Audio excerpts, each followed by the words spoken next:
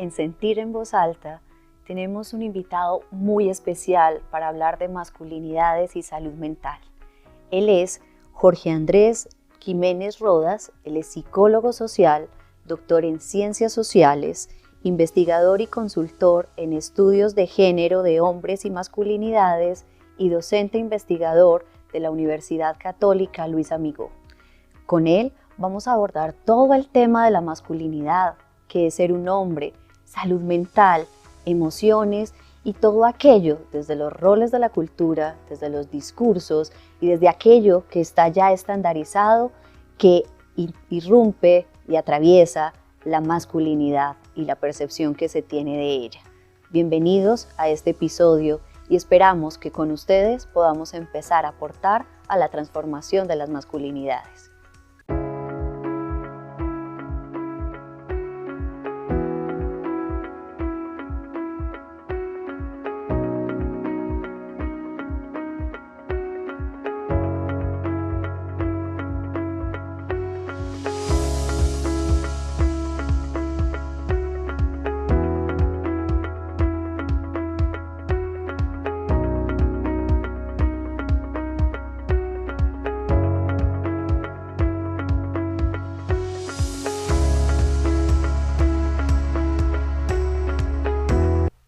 Hoy, en Sentir en Voz Alta, vamos a hablar de masculinidades y salud mental. Para ello nos acompaña Jorge Jiménez, con el cual vamos a trabajar todo lo que tenga que ver con estas masculinidades que tienen un montón de connotaciones, que tienen un montón de estigmas, que tienen un montón de imaginarios y de mitos en nuestros días. Jorge, bienvenido. Muchas gracias por aceptar esta invitación a Sentir en Voz Alta. Quiero que nos cuentes un poco qué entendemos por masculinidad. Hola, muchísimas gracias por la invitación y pues un saludo muy especial también a toda la audiencia del programa. Bien, cuando nosotros nos referimos a la masculinidad, nos referimos a una serie de imaginarios, ideas, constructos y creencias que de una u otra forma hemos venido construyendo a lo largo de la historia y que definen lo que se supone que un hombre tiene que ser o cómo un hombre tiene que comportarse. Esta serie de constructos y de imaginarios sobre la masculinidad son como una especie de normativas que desde pequeños vamos siendo socializados en ellas y que se nos exige ir cumpliendo en la medida pues, que vamos creciendo y que nos vamos desenvolviendo en diferentes actividades. Y tiene pues unas características muy específicas que en muchos contextos y en muchos momentos de nuestra vida pueden ser perjudiciales para la forma en cómo nos relacionamos y nos vinculamos con las otras personas y además de eso para las formas en cómo nos relacionamos con nosotros mismos y cómo manejamos nuestro estrés, nuestro malestar y nuestra salud mental. Esto es muy importante porque usualmente nosotros no hablamos, por ejemplo, de manera detenida de salud mental en hombres, es decir, de depresión en hombres, de ansiedad en hombres, de todas aquellas condiciones patológicas. Tú nos hablas, Jorge, de unas características, podríamos nombrarlas de manera simple. ¿Cuáles son estas características que determinan a lo largo de este constructo histórico la masculinidad? En nuestro contexto específico, digámoslo pues en nuestra cultura, las características más tradicionales que hemos utilizado para definir a la masculinidad tienen que ver, por ejemplo, con el tema de la fuerza. Un hombre debe ser fuerte y no solo una fuerza que se expresa a nivel físico, a nivel de la capacidad de retos que yo soy capaz de asumir, sino también una fuerza que tiene que ver con la regulación de las emociones, el control de ellas, que no se muestren, que yo no me vea vulnerable. Entonces esa idea de fortaleza nos lleva también a una característica que es la de esa regulación o supresión de ciertas emociones y de ciertos afectos.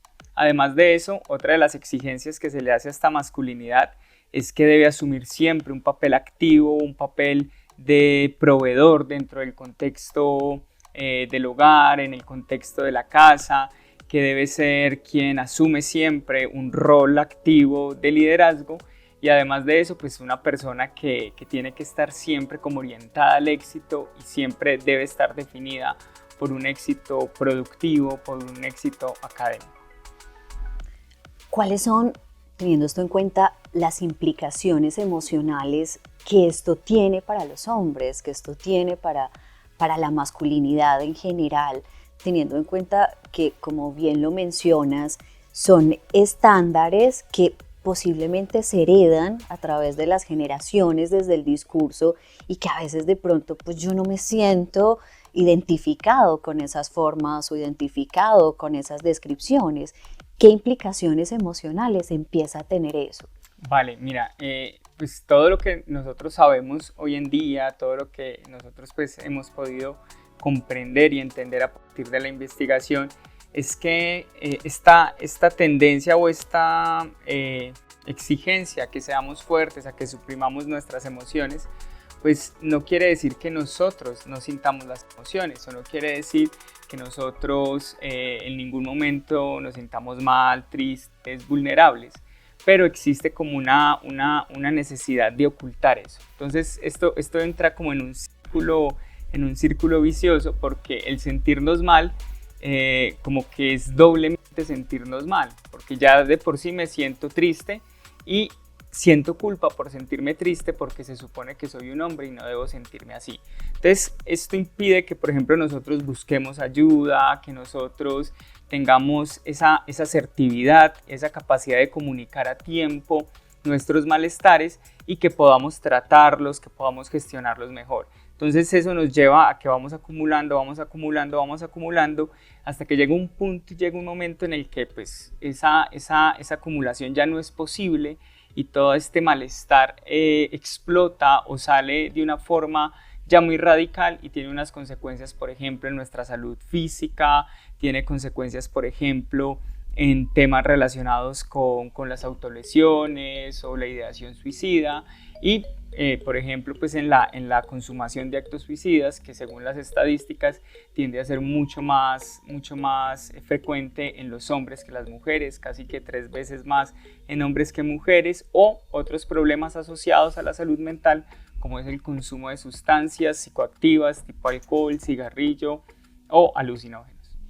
Aquí hay algo muy, muy importante y es que tú dices, no es que sea algo nuevo, siempre hemos sentido, siempre hemos experimentado la emoción, pero es como que la cultura no me posibilita tramitarla, nombrarla como se hace, por ejemplo, en lo femenino, y esto tiene estas consecuencias, estas implicaciones. Claro, es que es como si tú, o sea, como cuando tú vas al metro, por ejemplo, tú entras al metro y tú encuentras que en el metro hay una línea amarilla y pues sabes que debes estar detrás de esa línea amarilla, ¿no? La línea amarilla allí te sirve para regular tu comportamiento, para que tú de una u otra forma actúes según se espera que actúes. Lo mismo ocurre con estas normas de la masculinidad. Son como líneas amarillas que los hombres no pueden cruzar, porque si las cruzan se pone en duda y se pone en cuestión su masculinidad. Es decir, de una u otra forma es cuestionada su identidad masculina y pues esto genera una serie de culpabilidades, una serie de malestares. Entonces, tenemos como este rasero cultural. No es que los hombres nacemos con eso, no es que sea un mandato biológico que los hombres no sintamos o que siempre tengamos que ser fuertes, sino que es como esa norma cultural que nos define, que regula nuestro comportamiento, pero que en aras como de enfocarnos, de caminar, avanzar hacia un mayor bienestar, pues tenemos que cuestionar, porque lo que nos muestran hoy las investigaciones, lo que nos muestra hoy la experiencia, es que esas normativas son perjudiciales para los hombres y para otras personas, porque también conlleva pues ciertas situaciones de violencia. Teniendo esto en cuenta y que es algo pues, que posiblemente viene desde hace mucho tiempo, ¿cuándo aparece la necesidad de hacer el estudio o de empezar a hablar de masculinidades y todas estas implicaciones e impacto que tiene? Perfecto, digámoslo que hay como dos puntos de inicio, ¿no? El primer punto de inicio pues surge obviamente con todo este movimiento por la equidad de género, cuando se empiezan a cuestionar las brechas que existen entre hombres y mujeres en cuestión de representación política, inserción en el mercado laboral, el tema de la violencia de género, Pues entonces, digamos que todos esos cuestionamientos nos llevan a preguntarnos por el otro actor, es decir, ¿cuál es el papel, cuál es el rol que tienen los hombres o que deberíamos tener los hombres en la superación de todas estas brechas de género? Esa pregunta entonces ya nos instaura la duda, ¿no? Primero tenemos que responder algo y es, ¿qué significa ser un hombre? ¿Qué es ser un hombre en nuestra sociedad occidental? ¿Qué es ser un hombre en nuestra cultura? Y a partir pues de esa pregunta, entonces empezamos nosotros a generar todas estas transformaciones, pero también todos estos conocimientos que son los que finalmente nos llevan a reconocer y a identificar estos patrones. Entonces tenemos, digámoslo, como ese primer inicio, eso es por allá empezando en los años 70. Y el otro punto es también cuando empezamos a romper el estigma que tenemos sobre temas relacionados a la salud mental. Entonces, cuando también nosotros empezamos a poner en el centro de la agenda pública la importancia de la salud mental, pues entonces nos vamos encontrando con estas dos temáticas, vamos encontrando como puntos de acercamiento donde empezamos a decir, venga, es que hay que pensar el tema de la masculinidad no solo para la eliminación de las brechas de género, sino que también tenemos que pensar todo el tema de las masculinidades para poder tener hombres que se sientan mejor consigo mismo, que puedan tener una experiencia, como a mí me gusta llamarlo, una experiencia más creativa, más diversa, más amplia de su masculinidad.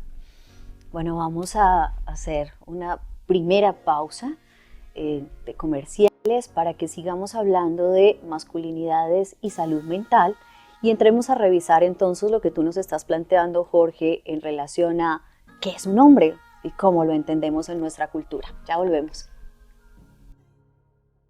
Retomamos aquí en Sentir en Voz Alta, hoy hablando de masculinidades con Jorge Jiménez, y estábamos hablando un poco en el segmento anterior de la concepción de hombre, ¿sí? Que se ha tenido a lo largo de la historia y cómo esta también empieza a ser determinante cultural.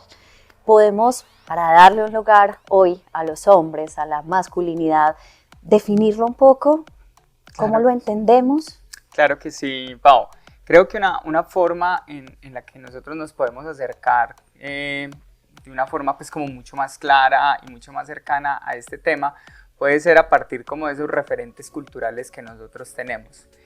Si nosotros miramos a lo largo de la historia cuáles son como esos hombres ideales o cuáles son esos hombres que tienen mayor representación, mayor espacio en nuestra cultura popular, nosotros podemos identificar en ellos cuáles son precisamente esos patrones tradicionales de la masculinidad. Entonces podemos imaginarnos, no sé, la figura del futbolista que siempre es fuerte, vigoroso, que se impone con su fuerza en su estilo de juego, o podemos tener imágenes tan tradicionales pues como en el pasado el hombre Marlboro, o por ejemplo el galán de telenovela que luce siempre fuerte, musculoso, que tiene como siempre como ese atractivo que se hace irresistible para las mujeres, o ese padre proveedor que siempre está pues al cuidado del hogar y que siempre está trabajando en pro de su familia mientras su esposa está cuidando a sus hijos. Entonces todos estos referentes culturales, todas estas imágenes de hombres que nosotros tenemos continuamente están reproduciendo estas características culturales, ¿no? Continuamente nos están diciendo de una u otra forma cómo es que debemos lucir como hombres. Y eso pues eso es histórico, eso cambia, eso se transforma y pues es parte como del proceso que se busca hacer desde todo este trabajo del campo que es el estudio de género y masculinidades. Pero es un trabajo pues difícil porque, como te digo, son asuntos culturales que llevan mucho tiempo, que se han instaurado no solo en nuestro comportamiento, sino en nuestra historia, en nuestra cultura popular, y por eso es que vemos tantos referentes a lo largo de los diferentes espacios en los que nos movemos. ¿Qué pasa entonces con estas nuevas generaciones que de pronto tienen un reconocimiento distinto en cuanto a su masculinidad, pero que conviven en su entorno con estos referentes más tradicionales, de pronto más permeados por estos modelos que tú nos nombran? tú nos nombras cuál es la implicación o cuál es el choque generacional que esto tiene cuando bueno, quiero alzar la voz y decir no me identifico con este patrón. Vale, cuando nosotros damos como una mirada a eso, cuando nos acercamos un poco a cómo estos jóvenes de hoy, los niños de hoy están siendo educados o rompen o perpetúan estos patrones, pues nos encontramos con cosas bonitas y positivas, pues, que nos dan esperanza. Y eso en gran parte también porque todo este tipo de temáticas ha permitido que nosotros como hombres asumamos también otras posturas u otra posición, por ejemplo, en la función de la crianza, ¿no? Padres que hoy por hoy pues son un poco más corresponsables y eso va generando un impacto. Entonces yo me atrevería a decir que vivimos en una fase como de transición, una fase de cambio, donde los niños hoy se atreven a cosas que antes no se atrevían, ¿no? Por ejemplo, hoy se atreven más a sentirse cómodos expresando, por ejemplo, gustos o actividades estéticas como el baile, como el teatro, que anteriormente pues eran como muy femeninas. También vemos niños que son mucho más hábiles expresando sus emociones o que no sienten temor en expresar su malestar o en expresar su vulnerabilidad. Entonces vemos una fase de transición, aunque todavía pues persisten una serie de patrones que son mucho más difíciles, ¿no? Que son mucho más complicados de modificar, pero vamos en ese camino. ¿Cuál ha sido, Jorge, un poco el lugar de lo femenino, ya sea para posibilitar estas transiciones o para limitar estas transiciones? Me refiero, por ejemplo, a pues la mujer hoy día tiene un lugar y un rol distinto en la cultura. ¿Qué tan determinante es esto en todo este avance del estudio de las nuevas masculinidades? Vale, bueno, ahí hay como todo en la vida, pues hay blancos y negros y en el medio pues hay grises. Digámoslo que el principal aporte de las mujeres en esta transformación pues ha sido el plantear el problema, ¿no? El cuestionar las brechas de género, el denunciar que existe una distribución inequitativa o una forma de relacionamiento inequitativa en nuestra sociedad que está basada en nuestras identidades de género. Ese es un papel positivo, ¿vale? Que las mujeres han dado en todo esto. Pero también es cierto, y esto es importante siempre aclararlo, que cuando nosotros hablamos de género, no estamos hablando de una confrontación entre hombres y mujeres, sino que estamos hablando de unos patrones culturales que definen nuestro comportamiento, incluyendo el comportamiento de las mujeres e incluyendo el comportamiento de los hombres. Y no es un secreto para muchas personas que en diferentes ocasiones esos patrones, por ejemplo, más machistas, en los cuales nosotros somos criados o socializados, proviene también de la crianza de nuestras madres, ¿no? Cuando nuestras madres nos dicen, no, es que los hombres en la cocina no combinan, porque los hombres en la cocina solo para las mujeres, pues ahí, por ejemplo, vemos que hay mujeres que están perpetuando de una u otra forma esos roles machistas. Entonces, yo lo resumiría de esas dos formas, ¿no? Un papel supremamente importante que nos plantea el problema, que nos plantea las preguntas, que nos obliga a cuestionarnos sobre este tema de la masculinidad, pero también es importante que las mujeres en este proceso de suprimir todas estas brechas de género se pregunten también cómo han perpetuado ciertos valores tradicionales y también cómo pueden romperlos.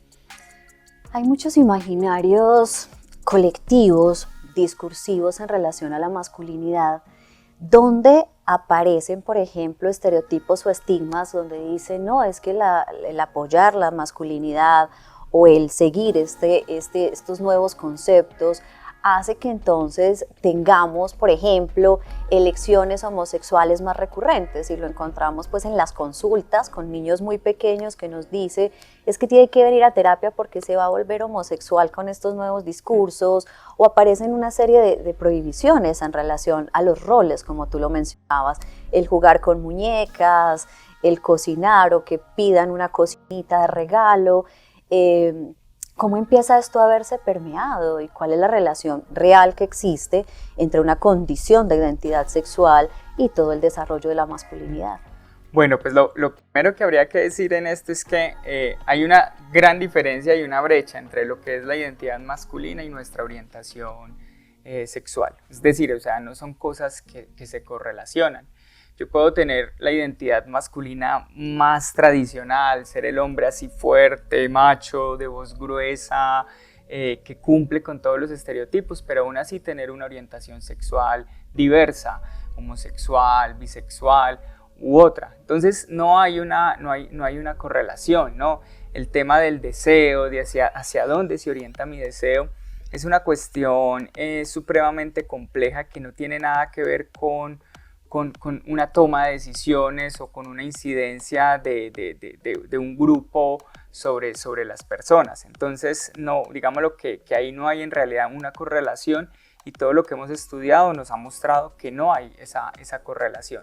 Entonces, por ese lado, pues digámoslo que hay que romper como con ese mito, porque una identidad no implica que yo tenga una orientación sexual específica. Y es más, nos podemos encontrar todo lo contrario, encontrarnos con hombres que aparentemente son muy femeninos en sus formas de expresión, pero que su deseo es un deseo heterosexual porque nada tiene que ver lo uno con lo otro. Bueno, es sumamente importante que entendamos que el deseo, que los roles, que los discursos no tienen siempre que estar entremezclados y que posibilitemos las masculinidades de manera diversa como se estén presentando en los distintos roles de la cultura. Ya volvemos, vamos a un corte de comerciales y retomamos. Jorge, me gustaría que habláramos un poco de la masculinidad y la salud mental a profundidad. Ya regresamos.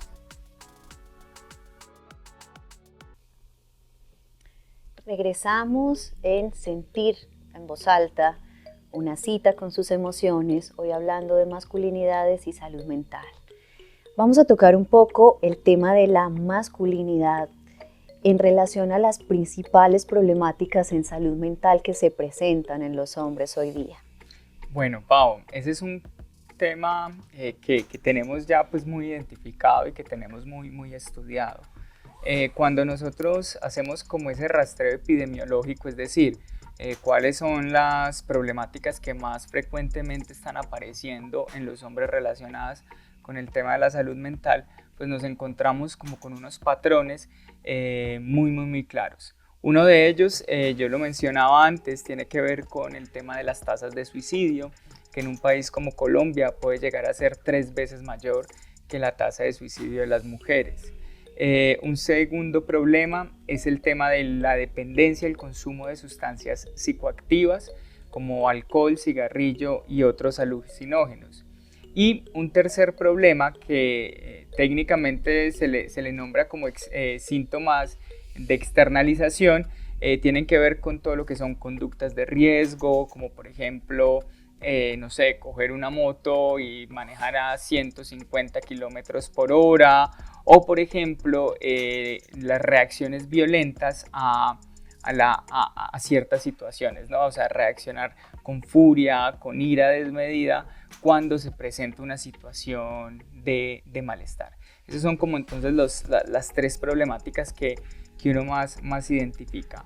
El tema del suicidio, el tema de la dependencia de sustancias y estas conductas de riesgo y la reacción agresiva y violenta.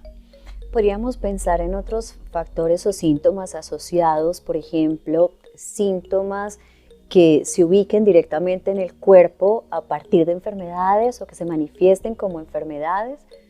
Bueno, cuando nosotros, por ejemplo, miramos todo el tema de salud y de salud mental en los hombres, hay algo que es muy común, y es que cuando nosotros ya tenemos registro o cuando los hombres llegan a la consulta, usualmente llegan después de mucho tiempo de haber sentido ese malestar. Entonces es como a veces difícil identificar, no, es que los hombres expresan mucho su malestar en esta parte específica del cuerpo, con esta enfermedad específica, porque cuando llegan a las consultas ya llegan pues como con cuadros mucho más... Muy exacerbados. Exacto, más sí. exacerbados, mucho más amplios. Inclusive eso nos lleva pues también a otra de las problemáticas asociadas con todo el tema de la salud, y la salud mental en hombres, y es que nuestras tasas de muertes por enfermedades que son prevenibles es muchísima más alta.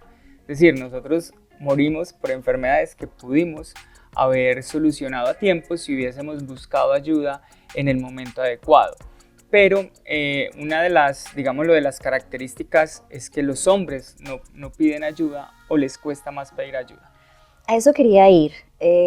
Obviamente la incidencia a nivel estadístico de las consultas en hombres y en mujeres es notablemente diferencial. Esto tiene que ver también con un componente emocional. Ahora lo nombrabas un poco desde los discursos. Bueno, no se nos permite nombrar la emoción, no se nos permite hablar de la tristeza, hablar del cansancio incluso como simplemente sensación, hablar del enojo. Y tú nos refieres unos síntomas que ya son alarmantes en términos de que ya hay unos grados de cronicidad significativos, ¿cierto? Para llegar al suicidio, para llegar al consumo de cualquier tipo de sustancias y para estas conductas de riesgo. ¿Tú crees que podríamos, Jorge, hacer prevención desde la posibilidad de que se nombre la emoción, de que se valide, de que se le dé un lugar a la emoción del hombre cuando llega a nuestro trabajo, a nuestra casa y nos dice, estoy triste, estoy enojado, no puedo con esto, no quiero ser tan fuerte? Por supuesto, y yo creo que ese es el primer reto que nosotros tenemos, o una de las principales acciones que debemos emprender, y es romper el estigma del mostrarnos vulnerables, ¿no? Mostrarnos vulnerables no nos hace menos fuertes, sino todo lo contrario. Reconocer nuestra vulnerabilidad nos favorece y permite que podamos fortalecernos más, porque sabemos el momento en el que podemos pedir ayuda o el momento en el que necesitamos un soporte. Entonces es necesario en ese sentido construir espacios seguros para la expresión afectiva. Y esa seguridad la damos digámoslo, en el momento en el cual nosotros, por ejemplo, no asumimos una postura ridiculizante o una postura de burla o de minimización de los afectos o de los sentimientos de los hombres. Es decir, cuando un hombre manifieste, no es que me siento mal, es que me siento triste, pues si yo me burlo como, ay no seas niña, o ay no seas tan frágil, pues entonces no estoy creando ese espacio seguro. Mientras que si yo valido su emoción y yo le digo, ¿por qué te sientes triste? O sea, ahondo, le brindo mi compañía, le brindo un espacio de diálogo, pues es mucho más fácil que ese hombre se pueda sentir mucho más seguro en expresar sus emociones, sin invalidarlas, sin ridiculizarlas.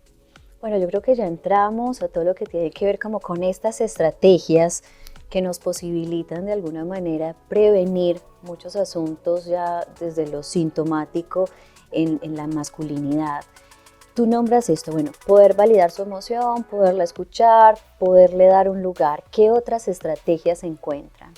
Bueno, digamos, hay una estrategia que en la literatura pues uno encuentra que es como muy efectiva, y es todo el tema de construir como círculos de hombres, ¿vale?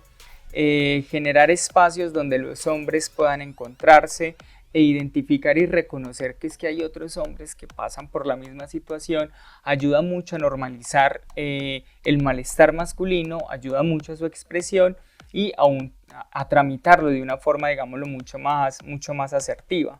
Entonces, en lo posible, digámoslo, sobre todo en contextos institucionales, de trabajo, escuela o comunitarios, la posibilidad de tener círculos de hombres acompañados con un enfoque de género donde ellos puedan poner allí su malestar y conversar entre ellos, ha demostrado ser supremamente efectivo, ¿vale? Esa sería pues como una.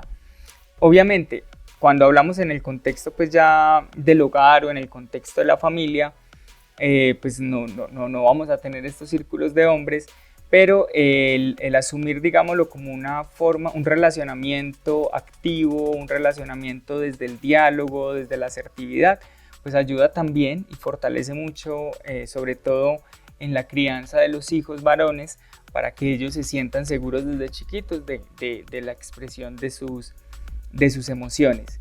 Y otra de las, digámoslo, de las tareas que nosotros tenemos pendientes tiene que ver también como con los centros de atención profesional y es la posibilidad de que muchos de estos profesionales que atienden en consultorios o en otro tipo de servicios de salud mental, pues tengan un enfoque de género que les permita entender que muchas veces ese malestar que está sintiendo un hombre pues está siendo también influido por la persistencia que tiene este hombre a cumplir con estas ideales o con estas normas de género tradicionales. ¿Qué tan posible es en lo real? Porque veo que desde los estudios científicos, desde la investigación, desde los consultorios, desde estas nuevas apuestas a todo lo que es el estudio de género, hay mucha claridad en el asunto. Pero, ¿qué tanto se ve en lo real? Es decir, si nosotros vamos a nuestras casas, a nuestro trabajo, a estos lugares públicos, ¿qué tan real es que si le demos un espacio a la masculinidad, por ejemplo, en estos círculos de hombres tan bonito, ojalá que fuera algo más cotidiano, más discursivo, porque claramente en las nuevas generaciones lo vemos, pero como lo mencionábamos ahorita, en estas generaciones que ya tienen como este discurso tradicional tan arraigado, si es posible que esto se dé. Lo pregunto, Jorge, es porque todavía vemos asuntos con los colores, ¿sí? ¿Qué color representa lo masculino, lo femenino? Y lo vemos como desde uno de los ejemplos más simples que te puedo poner. Entonces, en lo real, ¿qué tanto se ve y qué impacto tiene? Pues bueno, o sea, uno cuando va a la cotidianidad y mira diferentes contextos, diferentes situaciones, pues uno se encuentra que todavía nos falta mucho trabajo, ¿no? Yo a veces trato como de ponerlo en esta metáfora deportiva del correr, ¿no? Y esto es como una carrera de fondo, de larga distancia, ¿no? Donde toca ir despacio la primera parte para poder alcanzar esa meta, y creo pues que vamos despacio con eso, ¿no? Todavía nos falta mucho. Por ejemplo, lo que tú dices de los colores es muy común, sobre todo ahora que tenemos esta moda del descubrimiento del género del bebé, que sean esos dos colores, ¿no? El humito azul o el humito rosa como la forma de diferenciarlo. Entonces todavía vemos que eso persiste mucho. Pero también en lo real nosotros nos encontramos con otro tipo de iniciativas que nos muestran que los cambios y las transformaciones se están dando, ¿no? Tú, por ejemplo, aquí en la ciudad de Medellín puedes encontrar diferentes iniciativas como Emancipados, Hombres Mutantes, que son colectivos de hombres que tienen una periodicidad, se encuentran constantemente, están trabajando por eso. En otras regiones de Antioquia, como por ejemplo en Venecia, hay un grupo de hombres que se llaman Nuevas Identidades Masculinas, y son hombres, no son jóvenes, ¿no? Hay jóvenes, pero también hay hombres mayores. En el oriente antioqueño, la Asociación de Mujeres del Oriente Antioqueño también ha abierto estos espacios. Entonces hoy por hoy los encontramos, ¿no? Y hoy por hoy vemos que cada vez hay más hombres que los buscan, que quieren conversar, que quieren hablar de esto. Entonces, en la medida en que uno va abriendo y va generando los espacios, uno sí ve que llegan. No llegan en la cantidad que uno desearía, obviamente. No llegan, digámoslo, de una forma masiva que uno diga, bueno, se está dando una transformación global, pero están llegando, ¿no? Y de a poquito, sumando esfuerzos, pues yo creo que vamos generando transformaciones, cambio de conciencias y también cambios en estos patrones comportamentales. Bueno, sigamos generando conciencia, posibilitemos esta toma de conciencia en la cotidianidad, simplemente valorando y validando esas emociones de esos hombres que nos rodean. Vamos a hacer una pausa y volvemos a hablar de primeros auxilios psicológicos. ¿Cuáles serían esos auxilios emocionales para favorecer todo este proceso de las nuevas masculinidades? Ya volvemos. Retomamos hablando de masculinidades y salud mental con Jorge Jiménez, psicólogo social y doctor en ciencias sociales. Hemos hecho un abordaje muy interesante sobre lo que es la concepción de hombre, sobre los nuevos roles dentro de las apuestas en la masculinidad, los nuevos lugares, las emociones y todo lo que implica pues, en términos de salud mental. ¿Qué podríamos o cuáles serían los retos, Jorge, para una vivencia equitativa y saludable de la masculinidad? Y bueno, ¿cómo lo aterrizamos para que nosotros sepamos qué hacer en nuestro diario vivir? Perfecto, yo creo que para eso pues lo primero que tenemos que tener claro es cuáles son nuestros objetivos, es decir, hacia dónde le estamos apuntando. No hay una sola forma de vivir la masculinidad, la apuesta es a una forma diversa de vivir nuestra masculinidad, pero que sea una masculinidad justa, equitativa, cuidadora y democrática, ¿no? Y con ello pues básicamente nos estamos refiriendo a una masculinidad que donde esté se experimente de una forma dialógica, no violenta, que genere lazos, que genere buenos encuentros y no todo lo contrario. Entonces para ello, como qué podemos hacer, ¿no? Que esa siempre es como nuestra inquietud, cuál es la forma de actuar, cuál es el camino que podemos tener. Entonces lo primero es, y esto pues es una invitación directa como para los hombres, es a hacer un ejercicio que yo llamo acercamiento empático, ¿no? Que consiste básicamente en tratar de identificar en las mujeres que son significativas a nuestro alrededor, madres, hermanas, nuestra propia pareja, cuál serían esas sensaciones o cuáles son esas sensaciones que ellas han tenido cuando se han enfrentado, por ejemplo, a una experiencia injusta o desagradable por todas estas brechas y por todos estos imaginarios de género, ¿no? Por ejemplo, imaginar cómo se sentiría, no sé, nuestra hija si fuese discriminada en un trabajo por el simple hecho de ser mujer, o no fuese ascendida a un cargo, digámoslo, directivo, porque se considera que ella no puede por ser mujer. Entonces, este acercamiento empático es un ejercicio supremamente útil y pues la invitación es a que constantemente lo estemos haciendo. ¿Por qué? Porque nos permite ponernos en el lugar de estas mujeres, pero no simplemente desde lo discursivo, desde lo intelectual, sino también desde lo afectivo, ¿no?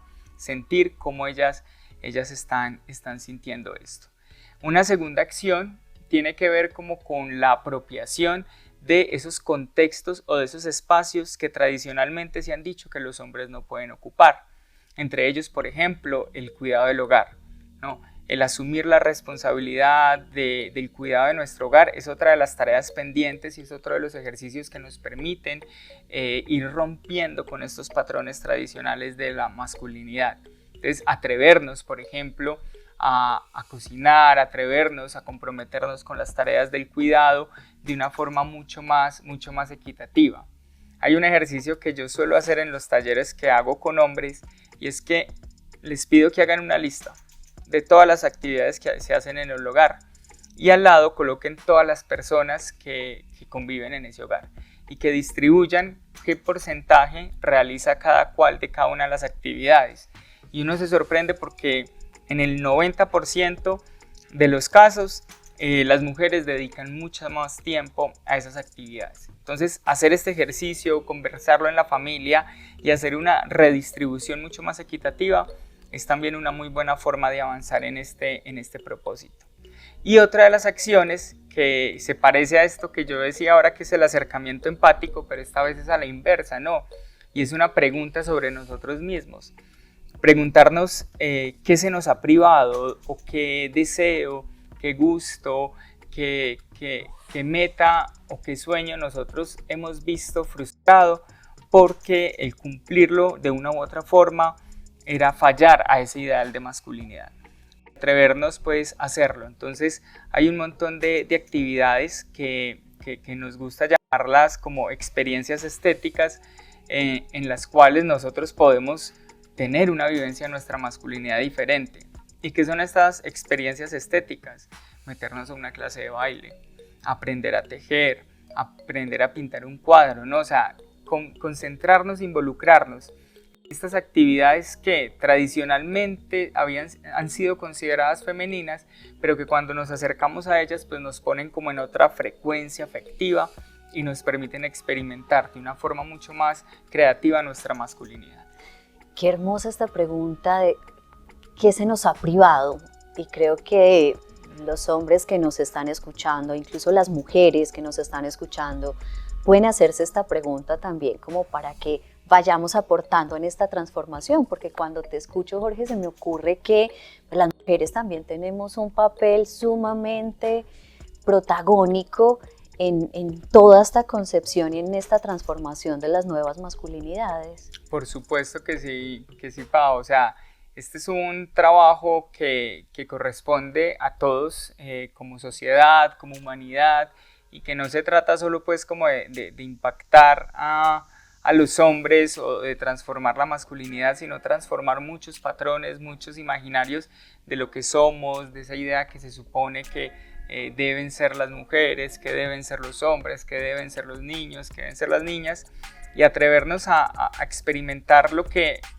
muchos llaman como los buenos encuentros, ¿no? Es decir, aquellos donde se potencia la vida, donde se potencia el desarrollo de las personas, donde se promocionan sus capacidades, y no estos malos encuentros que es todo lo contrario, donde se limita, donde se le dice usted no puede hacer eso, usted no puede hacer aquello, sino que debe cumplir con este u este patrón preestablecido de comportamiento. En estos grupos que tú nos mencionabas, en estas agremiaciones, ¿hay espacio para las mujeres? Es decir, estos encuentros pueden ir los hombres acompañados de sus amigas, sus parejas, sus familiares. Hay algunos que sí, ¿no? Algunos favorecen como esos espacios como parte de su trabajo, de su acompañamiento, e inclusive muchos de estos espacios en un momento inicial fueron ideas de esas hermanas o de esas esposas que están trabajando en temas de género, de empoderamiento de la mujer, y que dijeron, venga, abramos también un espacio para estos hombres que están a nuestro alrededor. Entonces encontramos muchos de ellos. Yo he tenido la fortuna de participar en algunos, y es pues muy interesante como esa compañía y ese apoyo también de las mujeres, de la intención y el deseo de cambio, de transformación de muchos hombres. Me gustaría, en el tiempo que nos queda, que nos centráramos un poco en las emociones, y hay una emoción que predomina mucho, que es muy recurrente cuando los hombres tratan de acercarse y de romper como estos patrones tradicionales, y es el miedo, ¿sí? El miedo no por lo que ellos representan o lo que quieren hacer, sino el miedo por la resistencia y el rechazo del otro. ¿Qué podríamos nosotros, de alguna manera, revisar en torno a esto para que posibilitemos un poco darle trámite a esa emoción y que hayan estos encuentros, lo que tú llamabas, por ejemplo, de estos espacios, de los círculos masculinos, donde la estética, donde los roles, donde todo esto empieza a modificarse, y vemos incluso que lo hacen de manera excepcional, ¿cierto? Uh-huh. Nosotros decimos, hay chefs que son hombres y son grandiosos, ¿sí? Pero ¿cómo hacerlo en estas cotidianidades donde nuestro mismo entorno lo limita, lo atraviesa desde el comentario, desde el gesto, desde la acción? Vale, para eso yo creo que es muy importante también tener esta capacidad o ir construyendo esta capacidad de identificar los espacios donde yo puedo expresar de forma segura mis afectos, mis emociones. Por algo que hablábamos ahora, ¿no? Todavía falta una transformación general en nuestro contexto social, entonces no todos los espacios van a ser seguros, ¿no? Entonces hay que saber a dónde dirigirme, hay que saber a dónde ir. Romper con ese miedo, romper con ese temor a ser rechazado, a ser estigmatizado, pues parte primero de fortalecerse a uno mismo en esos espacios donde yo puedo expresarlo de una manera libre y segura. Entonces la recomendación es buscar estos lugares, buscar estos círculos de hombre, buscar estos espacios seguros para ir fortaleciéndose desde lo íntimo, y ya a partir de ahí ya pues poder tener como un despliegue ya hacia otros contextos sociales. Bueno, llegamos al fin de nuestro programa de hoy, abrazando el alma de los hombres, abrazando el alma para que puedan transitar estas nuevas masculinidades. Jorge, gracias por tus aportes, gracias por tu conocimiento, gracias por esta apuesta también para la transformación. Los esperamos en un próximo episodio de Sentir en Voz Alta, el espacio donde usted tiene una cita con sus emociones. Hasta pronto.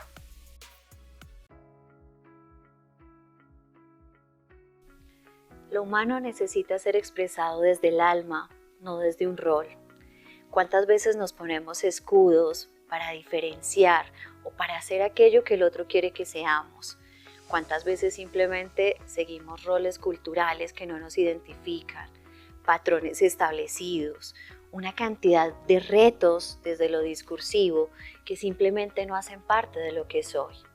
La invitación hoy es a entender que las masculinidades no tienen que ver con un rol, no tienen que ver con un género, tienen que ver con lo que somos, con nuestras pasiones, con nuestros anhelos, con aquello que simplemente nos hace vibrar y amar la vida. No ocupemos lugares simplemente para creer que somos amados desde lo que no nos identifica. Seamos desde el ser, seamos desde el amor, seamos desde lo que nos identifica como regalo para nosotros y para el mundo.